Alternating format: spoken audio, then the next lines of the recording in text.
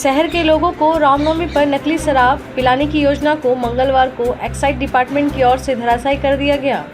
जिले के डीसी विजय यादव के निर्देश पर एक्साइज डिपार्टमेंट की टीम ने सिद्धगौड़ा के भुयाड़ी ग्वाला बस्ती में छापेमारी कर 50 पेटी नकली शराब बरामद किया है।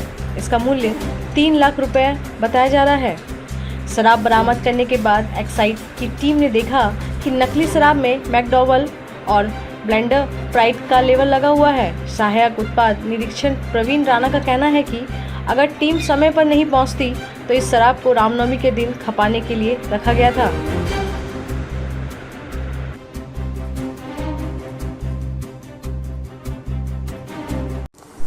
ये सिद्धगौड़ा थाना में एक बाबूडी बस्ती है, ग्वाला बस्ती उसी बाबूडी के अंतर्गत आता है।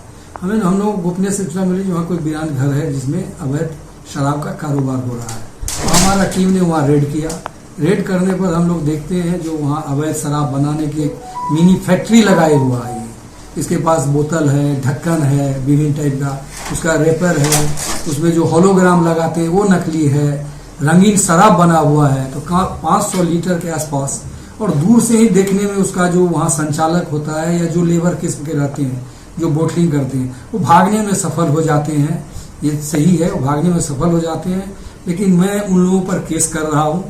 केस करते हैं और साथ ही साथ हम ये भी सुनिश्चित करते हैं जो हमारे पास एक्सपर्टीज कम होने के कारण इस टाइप के जितने भी अवैध नकली शराब का हमारे पास स्पीड पकड़ा है, रॉ कुछ पकड़ा है, तो उसको मैं सीआईडी को इसलिए देता हूँ कि उसमें इसके पीछे कौन फाइनेंसर है, कौन आदमी सफेद पोश है जो इसको संचालित कर रहा है। क्योंकि ये बड़े पैमाने पर चल रहा है। आप देख रहे हैं 5-10 फैक्ट्री हम लोग पकड़े हैं जब से आए।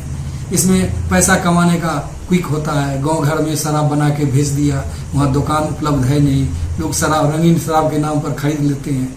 ये नहीं उन्हें मालूम ये जानलेवा भी हो सकता है, हम ये पीने से मर भी सकते हैं। तो आप लोगों के माध्यम से तुम यही अपील करना चाहेंगे पब्लिक से, जो आप शराब मत पीजिए। शराब पीना ही है तो सरकारी दुकान जहाँ है वहाँ से लेके पीजिए। ये जानलेवा है, आपकी जान खतरे में जा सकती है। और जब तक यहाँ का नागरिक जागरूक नहीं होगा तो फिर ये सब बंद नहीं होगा, क्योंकि